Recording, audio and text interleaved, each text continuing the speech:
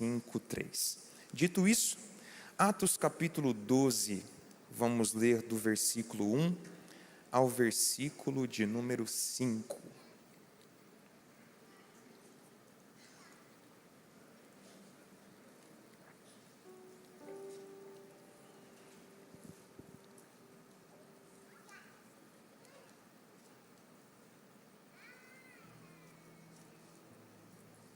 Posso ler? Por aquele mesmo tempo, o rei Herodes estendeu as mãos sobre alguns da igreja para os maltratar. E matou à espada Tiago, irmão de João. E vendo que isso agradara aos judeus, continuou, mandando prender também a Pedro. E era os dias do Asmos.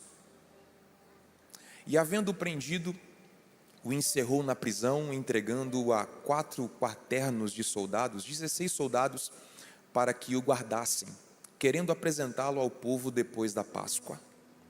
Vamos ler essa parte todo mundo junto? Vamos lá? Você pode me ajudar? 1, 2, 3. Pedro, pois, era guardado na prisão, mas a igreja fazia contínua oração por ele a Deus. Amém.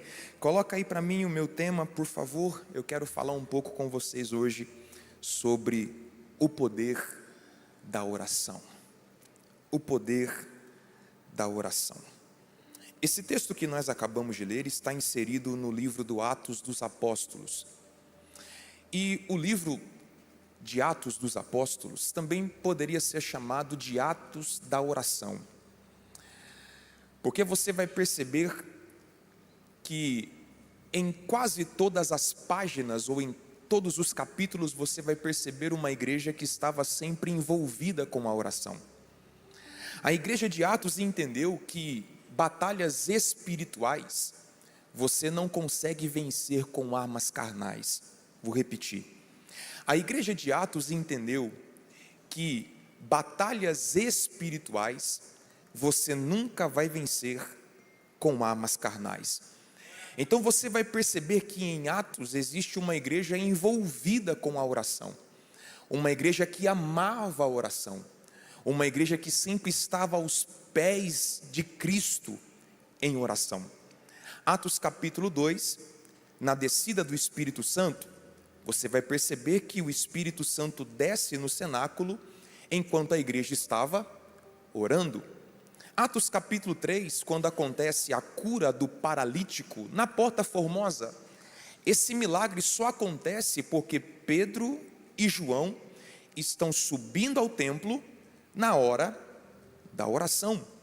Atos capítulo 4, versículo 31, a igreja está sofrendo uma grande perseguição, e mesmo diante da perseguição, a igreja ora, e o lugar que eles estavam reunidos estremeceu. Atos capítulo 6, os diáconos são estabelecidos para que os apóstolos perseverassem na palavra e na oração. Atos capítulo 9, versículo 11, no processo da conversão de Saulo para Paulo, Saulo é encontrado quando estava em oração. Atos capítulo 9, versículo 14, Pedro ora e Dorcas é ressuscitada. Atos capítulo 10, versículo 2, diz que Cornélio orava continuamente. Atos capítulo 10, versículo 9, enquanto Pedro ora, os céus se abrem. Vou repetir isso aqui. Atos capítulo 10, versículo 9, enquanto Pedro está orando, os céus se abrem.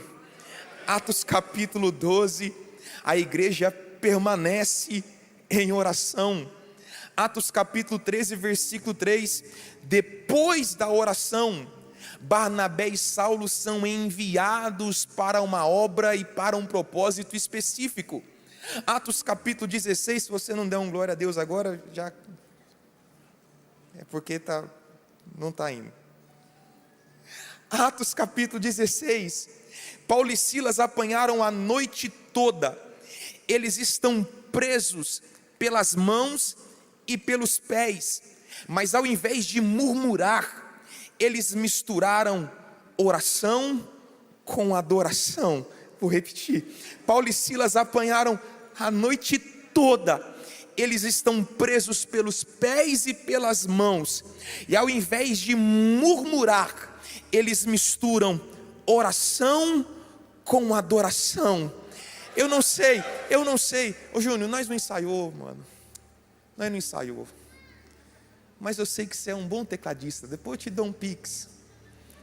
O texto diz que perto da meia-noite, eles começam a cantar e orar. Eles oram e cantam e oram. Não sei, né, Júnior? Nem passei o tom, varão. Não sei se eu tenho coragem de estar. Te adorar é o que sustenta-me de pé. Eu não vou perder a guerra, te louvar.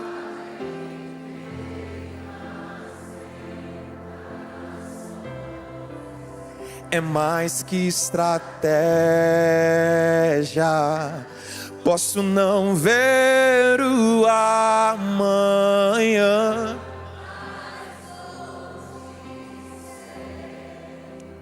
que esse deserto vai chegar ao fim. O Senhor está cuidando de mim. Aí o texto diz que os presos estavam de um lado e de outro, ouvindo a reação.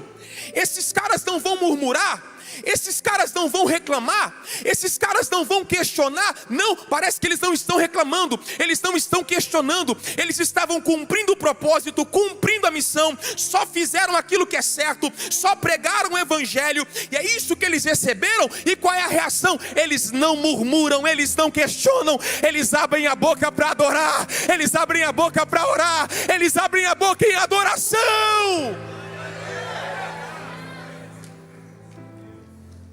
Paulo e Silas entendem que se Deus habita no meio da adoração, o diabo mora no meio da murmuração. Isso aqui você tinha que ter anotado, mas eu vou repetir. Sabe por que Paulo e Silas estão orando e cantando? Porque se Deus habita no meio da adoração, o diabo mora no meio da murmuração. Sabe o que Paulo e Silas estão fazendo? Atraindo a presença de Deus para dentro da prisão. Vou falar para esse pessoal aqui.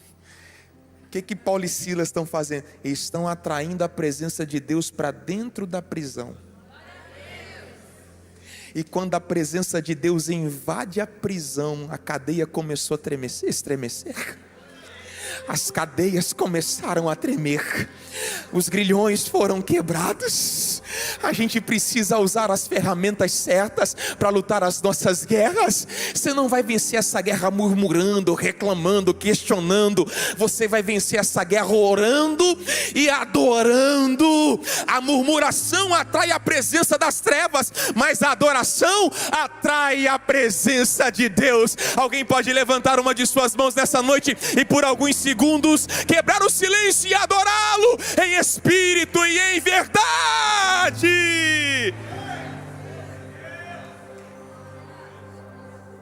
O texto inicia falando de uma perseguição. Herodes está maltratando a igreja. Ele manda matar Tiago ao fio da espada e aprisiona Pedro. Perceba que o contexto aqui é desesperador, sem esperança. E humanamente falando, é irreversível. Não tem como Pedro escapar. Ele está sentenciado. E quando Herodes manda matar Tiago, ele está mostrando que ele não está apenas ameaçando, ele está executando. Eu não estou aqui apenas para passar medo em vocês. Não. Aí sabe o que o texto diz no versículo 5?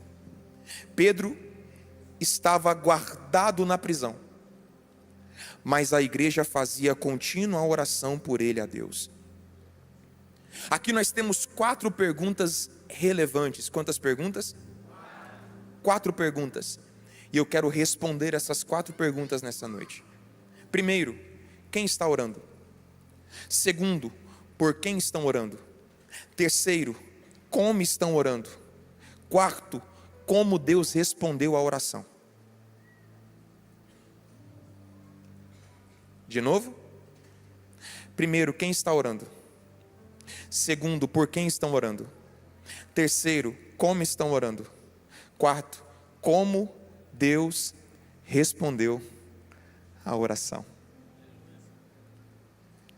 Pedro está preso, Pedro está guardado na prisão, mas a igreja fazia contínua oração por ele a Deus. Então a primeira pergunta é: pastor Grendene, quem está orando? Diga bem forte comigo: a igreja. Eu pergunto e você responde: quem está orando? A igreja. Pedro está guardado na prisão, mas a igreja está reunida em oração. Quando o texto diz que a igreja estava orando, ela está se referindo às pessoas que fazem parte do corpo de Cristo. Ela não está falando de estrutura, ela está falando de pessoas. Perceba que Tiago foi morto, Pedro está preso, e a igreja não foi para a rua organizar uma revolução popular. A igreja não faz um abaixo assinado: fora Herodes, fora Herodes, fora Herodes. Sabe o que a igreja faz? A igreja vai orar. Pastor Grendene, o que é orar? Orar é falar com aquele que conhece o nosso futuro. O que é orar? Orar é falar com aquele que está sentado no trono, ele está no controle e governa todas as coisas. O que é orar? Orar é falar com aquele que tem o poder, a autoridade e o controle sobre todas as coisas. O que é orar? Orar é associar-se ao mais forte. Orar é reconhecer as nossas limitações e a nossa total dependência de Deus.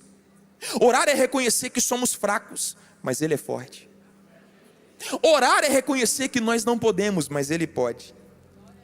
Orar é trazer o céu para a terra, é trazer o sobrenatural para o mundo natural. Anote isso: a oração não pode ser o nosso último recurso, mas a nossa primeira opção. Eles não vão esgotando os recursos até que sobra a oração. Não! Quando a crise se estabelece, a igreja se reúne para orar. A igreja não se reúne para questionar a bondade de Deus, porque Tiago foi morto. Onde é que estava Deus quando Tiago foi morto? E aqui deixa eu abrir um parênteses só para explicar um negócio aqui. Irmão, quando Deus é mais Deus?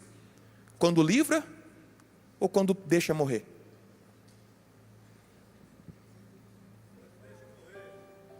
Quando deixa morrer, Ele é mais Deus? Misericórdia.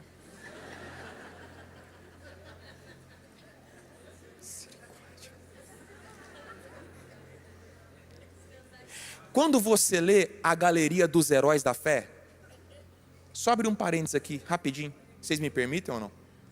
Sim ou não? Aleluia. Quando você lê a galeria dos heróis da fé, você vai perceber lá que uns pela fé viveram e outros pela mesma fé morreram. Quem é que tinha mais fé?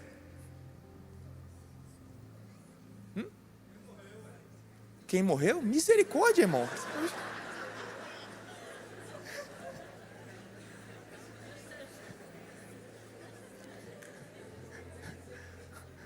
Misericórdia, aleluia.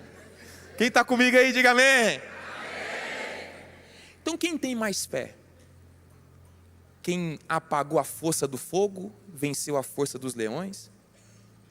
Aqueles que estabeleceram o reino, que fizeram coisas extraordinárias, ou aqueles que foram cerrados no meio?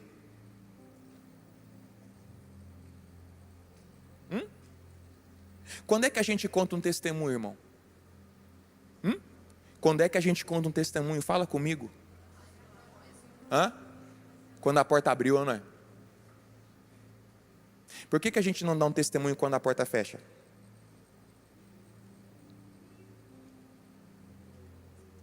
Pastor, eu queria contar um testemunho. Irmão, hoje eu queria agradecer a Deus aqui, porque a porta fechou.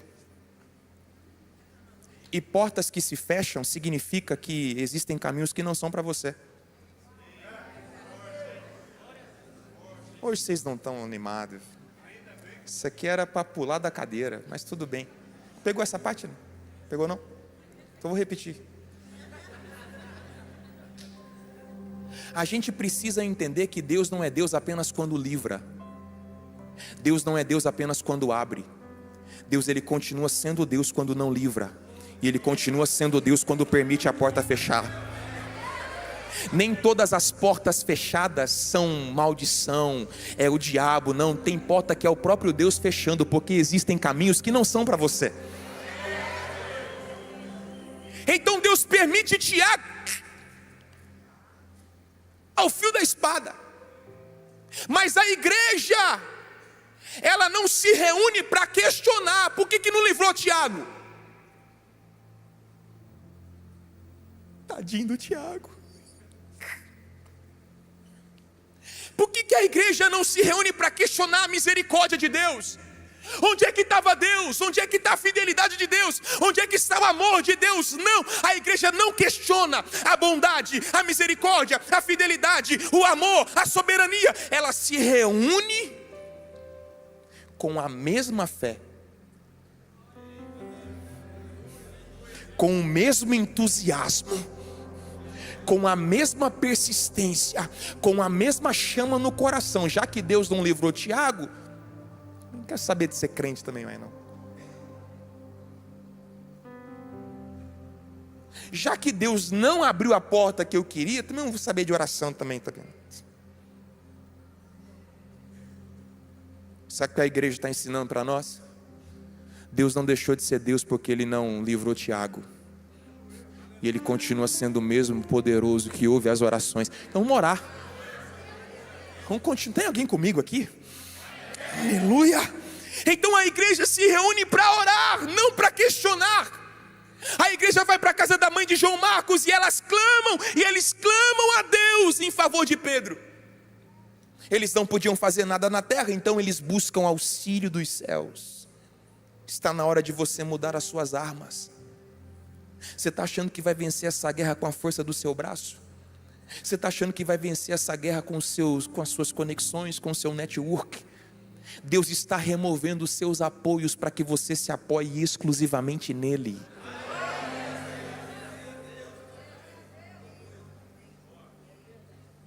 Quem está orando? Quem está orando? A igreja. Segundo, por quem estão orando? Por quem estão orando? Diga bem forte, por Pedro. É isso aí, varão. Você não falou, a criança falou lá atrás. Ó. Por quem eles estão orando? Por Pedro. Eles se reúnem, escute isso, com unidade de propósito. Eles se reúnem com unidade de objetivo. Eles se reuniram na casa da mãe de João Marcos. E antes de começar a oração, entendeu? Ó, a oração hoje aqui é por Pedro, tá, gente? Mas pai, tô com a unha encravada. Não, é só a unha encravada, nós vamos orar outro dia. Hoje aqui nós vamos orar por Pedro. Mas é porque eu perdi o emprego essa semana. Não. Seu emprego nós vamos orar na outra campanha. Hoje aqui nós vamos orar por. Mas é que eu briguei em casa. Minha mulher é chata demais. Irritação, filho, custoso, boleto para pagar. Alguém tem boleto para pagar aí? Quase ninguém. Vocês têm cara de rico. Mas tudo bem. Então naquele dia, o propósito da oração era Pedro. Você acha que não tinha gente com necessidades aqui? Você não acha que tinha gente doente aqui? Com problemas aqui? Mas nesse dia todo mundo esqueceu dos seus próprios problemas para orar pelo problema do outro. Eu repito, não tenho preguiça de repetir. Todo o esforço da oração está voltado para uma mesma direção. A gente vai orar até que Deus diga sim, até que Deus diga não, ou até que Deus diga espere. A gente não vai sair daqui enquanto Deus não diga, não vou livrar. Não, vou livrar. Não, espera mais um pouco. É isso que eu acho fantástico no cristianismo. Porque a gente vive num tempo onde reina o individualismo. Vivemos numa geração egoísta. Pouco importa se você tem comida na mesa, desde que na minha tenha. Pouco importa se as suas contas estão pagas, desde que as minhas estejam. Pouco importa se você está bem ou se você está mal, desde que eu esteja bem. Mas aqui, eles abrem mão das suas próprias necessidades para colocar o outro. Você pode imaginar como ficou o céu nesse dia? E no sistema do céu chegando as orações. E naquele dia só chegou uma oração: liberta Pedro. Liberta Pedro. E as orações foram chegando. E os anjos, o que está acontecendo lá embaixo? Está todo mundo fazendo o mesmo pedido, o que está havendo? Essa parte aqui dá um trabalho fazer, irmão. O sistema do céu chegando às orações. Fala assim, mas emprego, ninguém está pedindo emprego. Ninguém está pedindo, Deus, eu quero desencalhar. Ninguém. Deus, eu preciso de uma porta aberta. Ninguém. O que está havendo lá? É porque eles se reuniram, não para orar por eles. Eles se reuniram para orar pelo outro.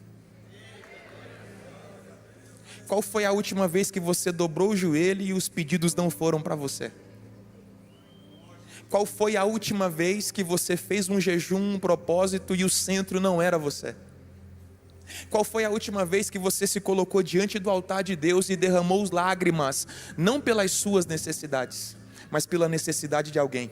E você disse, Deus, eu vou ficar aqui até que o Senhor responda, até que o Senhor fale, até que o Senhor mude. Nesse dia, o céu está sendo bombardeado com oração, dezenas de orações, centenas de orações, e a oração era a mesma. Deus, eu estou até doente, eu estou até sentindo dores, mas hoje eu vou esquecer a minha dor, porque eu vou orar pela dor de Pedro, eu vou orar pela dor do meu irmão, eu vou orar pela dor daquele que está ao meu lado.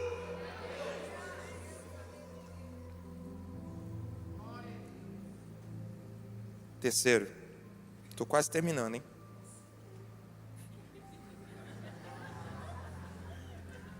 Uai, então não vou parar não, hein? Ó Deus, aumenta esse esboço aqui, Pai. Quem está orando? Quem está orando? Por quem estão orando? Por Pedro. Como eles estão orando? O texto diz, eles oram continuamente, de forma persistente, de maneira intensa. Eles começam a orar e eles não desistem, eles não duvidam, eles não se cansam, eles não se fadigam, eles permanecem bombardeando os céus, eles se agarram na oração, eles se agarram em Deus, assim como Jacó agarrou no anjo e disse, eu não te solto enquanto você não me abençoar. Pedro está preso, mas a igreja orava de maneira incessante.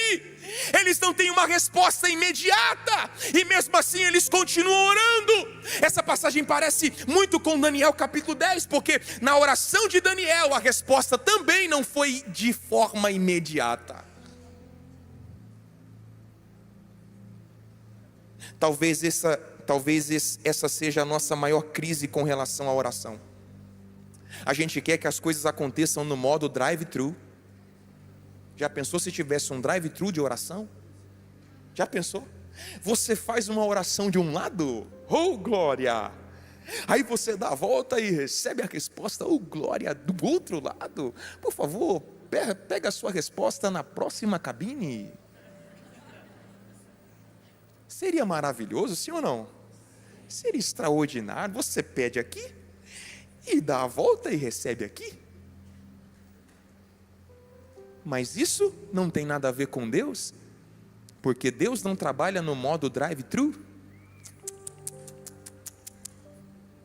Esses dias um irmão me mandou uma mensagem, eu demorei uns 30 minutos para responder. Ele ficou todo chateado, grilado. E eu mandei assim para ele: irmão, nem Deus responde imediatamente. Uma boa resposta, não é? Irmão, nem Deus responde de imediato, eu tenho que responder?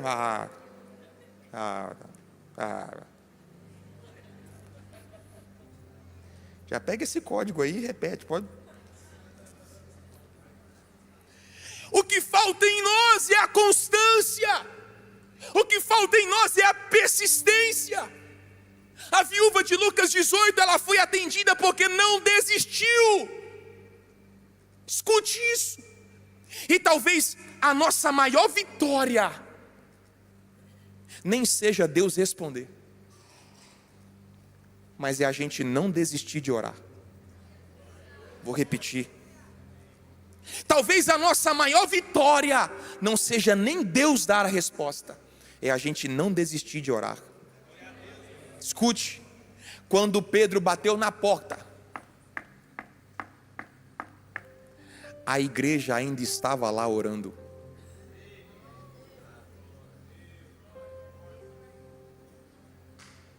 Vocês estão aí?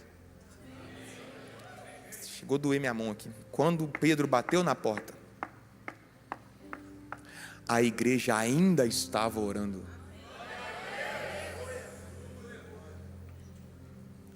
Quando o anjo chegou até Daniel, no 21º dia, ele ainda estava orando.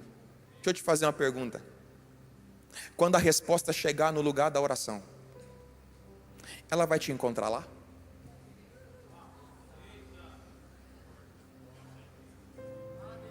Se você não aplaudir, eu vou embora.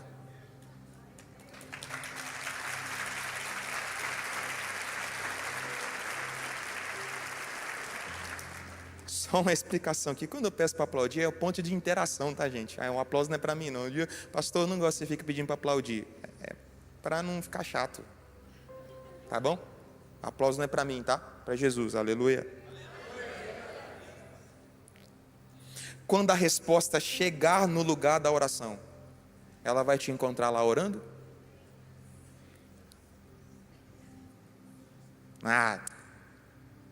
Tem gente que ora de manhã, Deus não responde meio-dia e já quer abandonar tudo.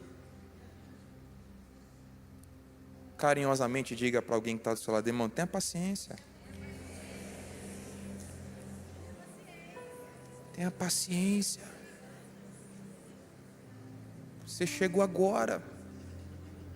Calma. Você está estressado demais. Deus sabe a hora certa de te responder.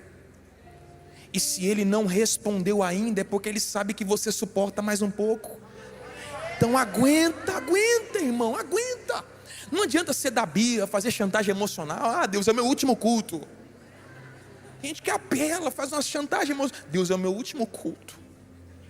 Quem que já fez isso aqui? Quem não? Momento confessionário agora. Quem que já fez isso aqui?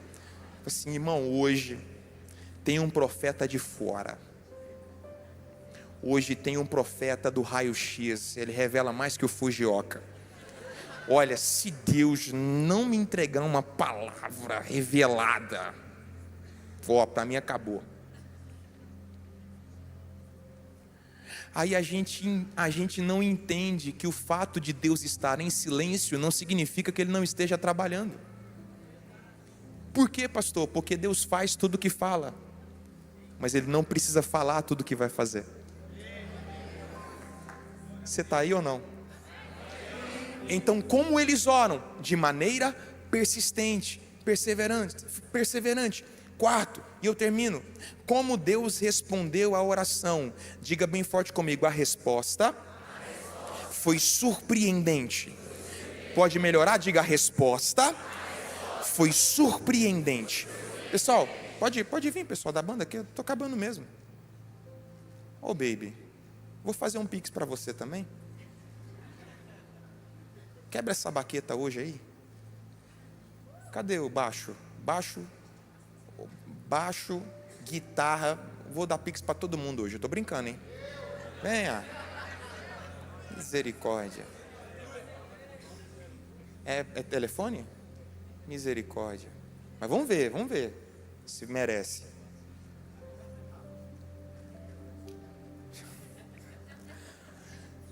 A resposta, não precisa pagar agora não acabei ainda não, calma aí. Calma, jovem. Calma. Paciência, jovem. Calma. Isso é para o pessoal achar que eu estou acabando. A resposta foi surpreendente. Só uma observação importante aqui sobre o posicionamento de Pedro na prisão. Pedro está sentenciado para morrer. E sabe o que Pedro faz? Ele fica desesperado, ansioso, roendo unha, sem sono, sem conseguir dormir. Foi isso, gente? Quando o anjo chegou na prisão, o que o anjo teve que fazer? Acordar Pedro. Por quê? Porque ele estava dormindo. Como é que alguém que está debaixo de um decreto de morte consegue dormir? Por que Pedro consegue dormir na prisão? Anote aí, prepara com glória a Deus, hein? Pedro estava na agenda de Herodes para morrer, mas na agenda de Deus estava marcado para ele viver.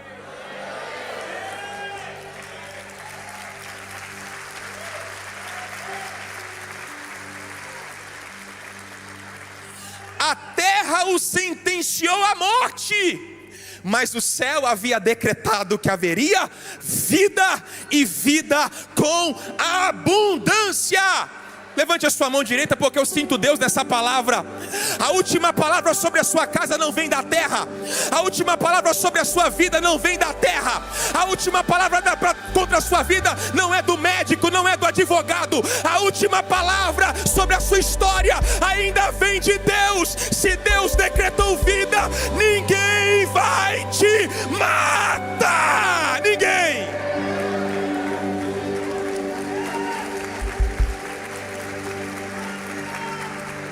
Sabe por que Pedro dorme? Porque Pedro estava debaixo de uma promessa. Sabe por que Pedro dorme? Porque Pedro estava debaixo de uma promessa. Pedro, quando você ficar velho, Pedro, quando você ficar velho, Jesus liberou uma promessa. Pedro, você vai envelhecer. Aí sabe o que Pedro faz? Já que eu estou debaixo de um decreto do céu, eu não preciso temer os decretos da terra. Ai. Eu vou aplicar isso para alguém. Quando alguém está na agenda de Deus para viver, a depressão não mata, o carro capota, mas não mata. Quando Deus diz que vai viver, o inferno pode até preparar a cova, pode até preparar o funeral, mas Deus está gritando ao coração de alguém: eu cancelo o funeral, eu cancelo o funeral, eu cancelo.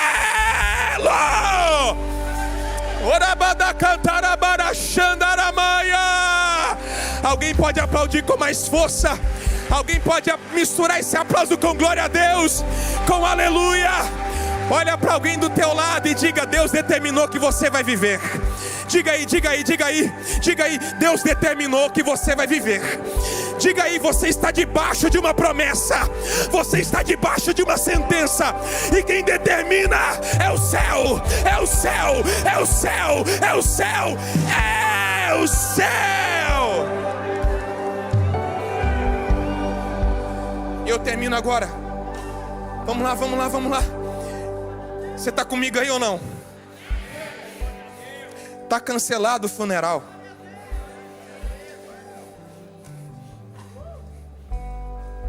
O que o inferno não esperava é que Deus é especialista em reverter decretos, em reverter sentenças. Está cancelado o funeral. Vai ter vida. Vai ter vida. Vai ter vida. Se o diabo mata, o nosso Deus dá vida.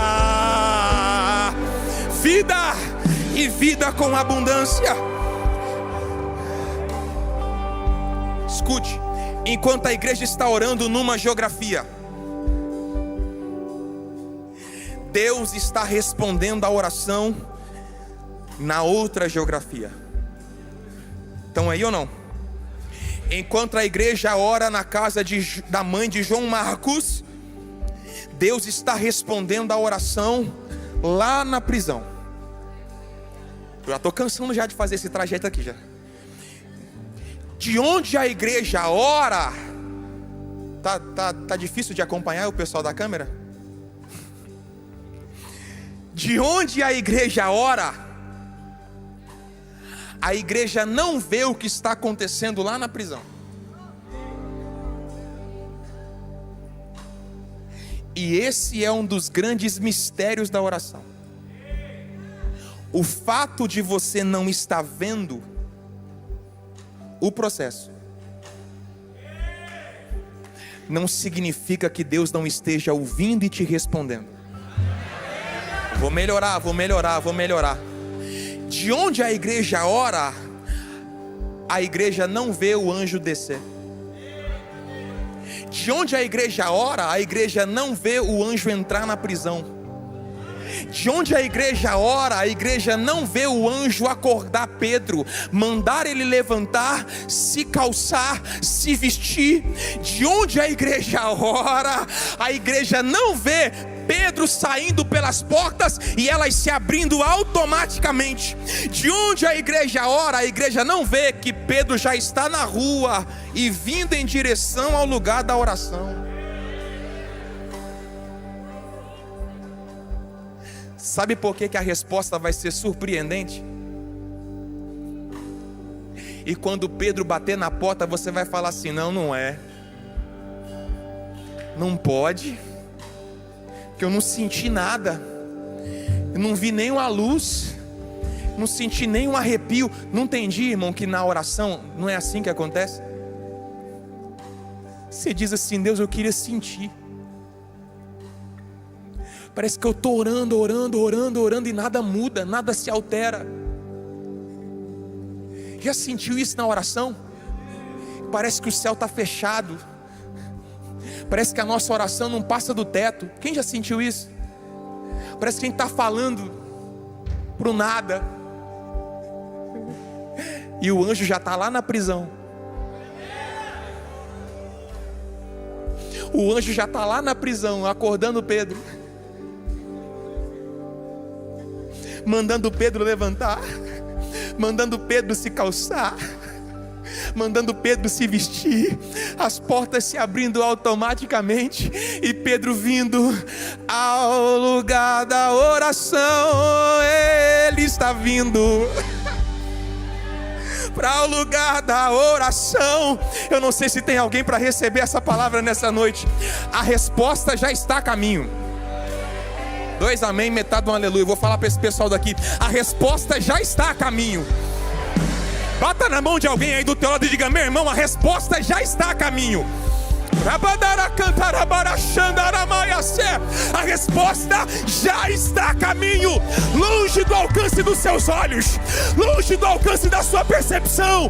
O anjo já desceu, já entrou na prisão, já mandou Pedro se levantar. A resposta já está a caminho, já está. Para que continuar orando se nada muda? Para que continuar fazendo o propósito se Pedro continua preso? Por que continuar clamando se eu não vejo nada acontecendo?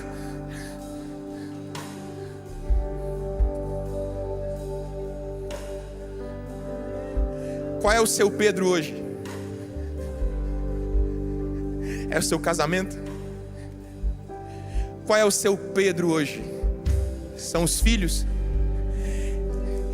Quem é seu Pedro hoje? É a sua empresa? Quem é que foi sentenciado para morrer e que tem sido alvo das suas orações? Assim diz o Senhor: nenhuma lágrima foi perdida. Assim diz o Senhor: nenhuma oração foi esquecida. Todas elas chegaram até o meu trono e eu já liberei o meu anjo.